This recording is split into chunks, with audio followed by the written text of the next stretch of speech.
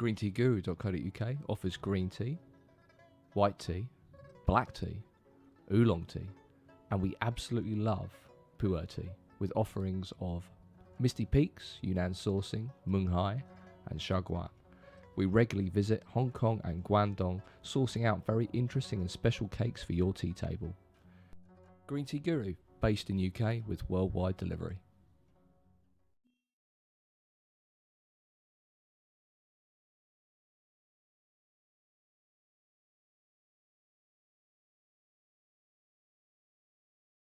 Okay, hello again. It's Oli from greenteaguru.co.uk. Hello if you're listening to Green Tea Guru Radio, and hello in the camera if you're watching on Green Tea Guru YouTube. I'm here again with Mark. And hello. Hello, Mark. How are you? Do you know what? I'm very well, thank you. That's good. Very well. That's good. So I brought along another tea for us to try. What is it? What is it? Well, looks like a cake. It is a cake, of course. Most of them are. This one is Menghai Tea Factory. Another name for it, just to get complicated, is Dayi. Dayi? Yeah, Dayi. Okay. And the reason I picked this one is it's quite late. It's 8 in the evening, and we don't want something with shed loads of caffeine that's going to keep us up. So this one is a Ripe Pu Erh. Okay, it's nothing amazing. It's a very good everyday tea. This particular recipe is one of their big recipes. It's called, and ready for this, 8592. Whoa. 8592. 8592. And I'll explain a little bit why they give this code. So most of their teas have a code, and that's what their tea's called. 7542, 8592, whatever. And the reason being is in the old communist days, the tea factory was owned by the government. Right. And in their all-knowing ways of how to get people to buy loads of tea, they called their recipes by numbers. Very, very organised. It sounds very organised. It is very organised. Those numbers mean something. The 85 means the year of the recipe's creation, Okay. 1985. The 9 represents the leaf grade, the average leaf grade. This is a mixture of several grades, but in Pu'er you get grades 1 to, I think, 9 or 10. 1 being very tippy, which is very bright flavours, and going down to the more coarse flavours, down to 10. So this is 9, so we're expecting some rough is a bad word, some deep, maybe coarse, but flavourful, bassy sort of notes. Excellent. So we're going to break up a bit of this cake, and we are going to throw it straight into, today we have the very simple but very effective glass teapot. I like these. Yeah, and you can see, that there are no rules in tea, no real solid rules. Today we're drinking again out of just some gaiwans that have been hanging around. But they are adequate receptacles for this very good tea. Yeah. Just to add, this tea, let's put a little bit more in. This tea, I sourced this and in person in Guangdong, 2013 tea. So it's been resting in Guangdong for at least 2 years. All right. Now, I noticed straight away. I tried it actually first time in Guangdong. It tasted. The climate's wet, as we've explained before. So even the 2 years it's been resting there, it's been evolving quick. And I think a lot of the Ripe Pu Erh tea you get out in Guangdong, it doesn't have to be there long for it to go places with its flavours. So the moisture helps it to ferment, basically. Absolutely. Well, the thing is with with Ripe Pu Erh like this, it's already fully fermented, but the moisture still helps it to sort of round off. Trying to give you another way of thinking about it. For example, cigars. Okay, when you first, if they're new, it might taste a bit sharp and floral sort of flavours when you're smoking it. But again, with cigars and wine, I suppose, all the flavours sort of round off and evolve and become one together. When you first start, they're kind of separated, but they just sort of round off. Hard to explain. But yes, even though this isn't fermenting, it's still evolving in flavour. So that'll be very good to try. Okay, so I'm just going to, as always, throw in a bit of tea, throw in a bit of water. And we're going to ditch that in a sink, so I'll see you in a second. All right, so I've just rinsed out the tea. So I've poured in the water, left it for a few seconds, and got rid of the water. Please have a little whiff.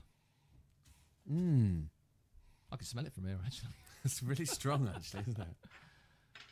So if you remember the Ripe Pu Erh brought last time, that was a wild tree Pu'er. So the leaves are a lot better grade than this.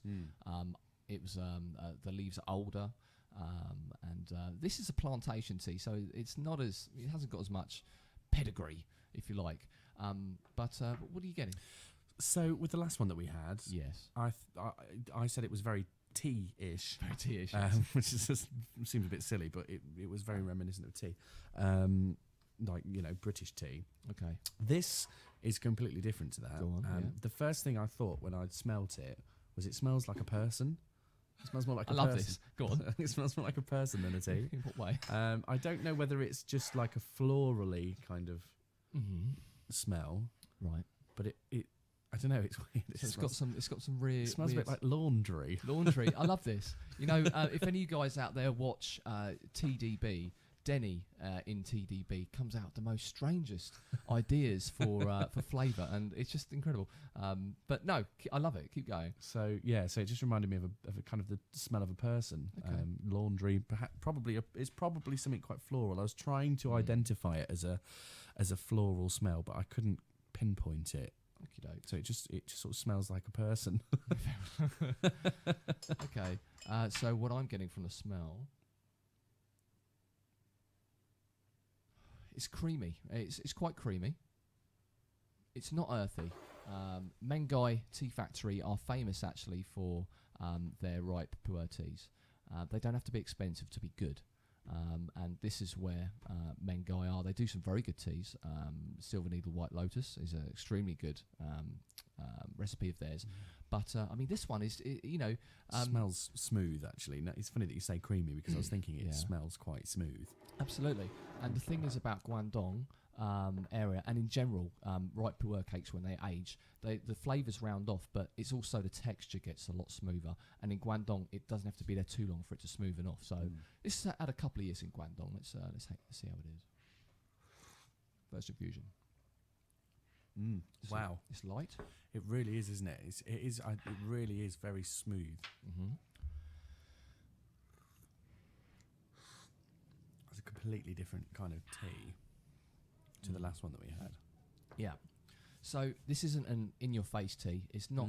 It's not too strong. I mean, this is the first infusion. This one will probably go on for about 6 or so infusions.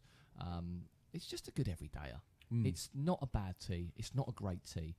The price is great. It's really good for the evening, actually. To be fair, I could drink this happily in the evening. Yeah. It's just it's like a thirst quencher.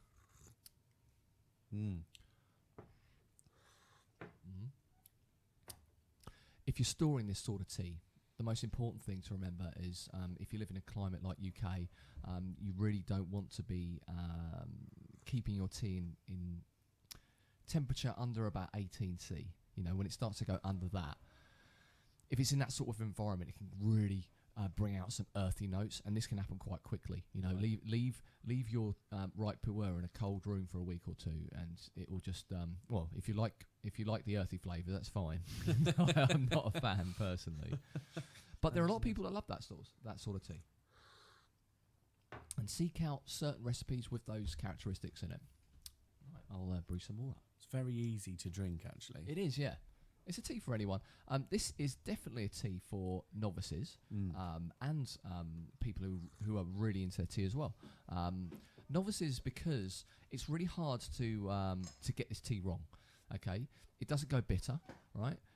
If you leave the water in, say for example, you nipped off to the toilet or something, and it was in there for 2 minutes brewing up, and it's going to be strong. Okay. It's not going to be bitter. It's going to be strong in flavour. What do? You just add some more water, and it's fixed. It really is simple. If it's coming out too weak, just leave it in there a bit longer. It is super, super friendly. It's a nice colour. The first infusion is always a hint. towards what we're going to get, and now we should get a little bit more flavour coming on.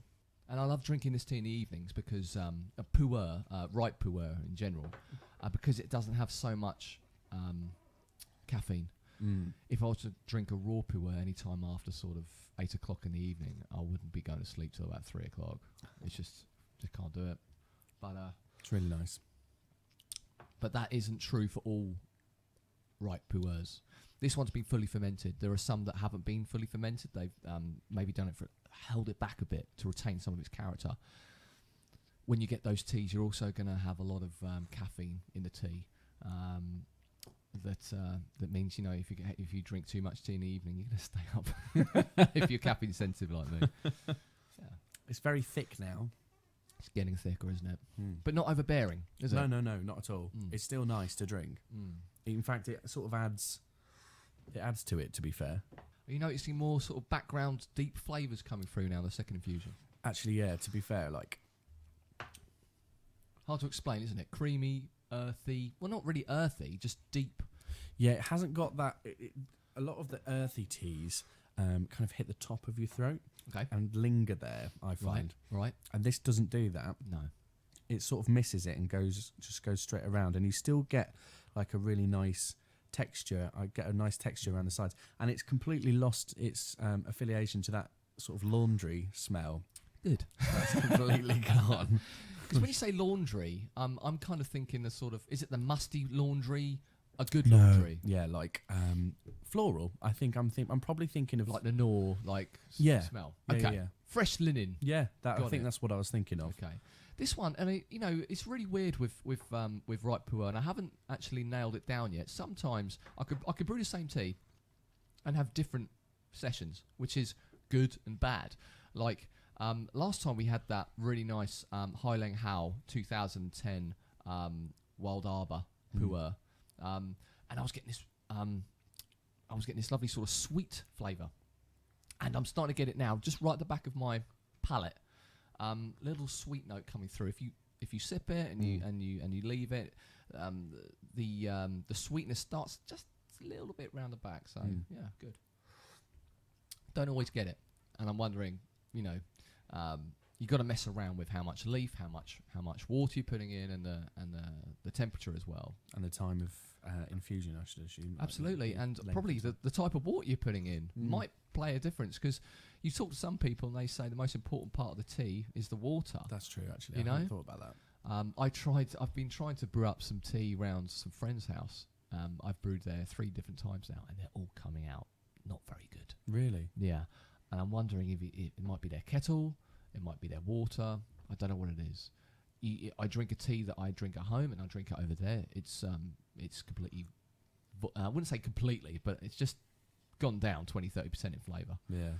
So it's been Oli here from Green Tea Guru with Mark. We've been looking at this fabulous Menghai 8592. You can pick this up on my website, www.greenteaguru.co.uk. If you have anything tea related you think we should talk about, please get in touch. Until next time, happy cupping, people. Happy cupping.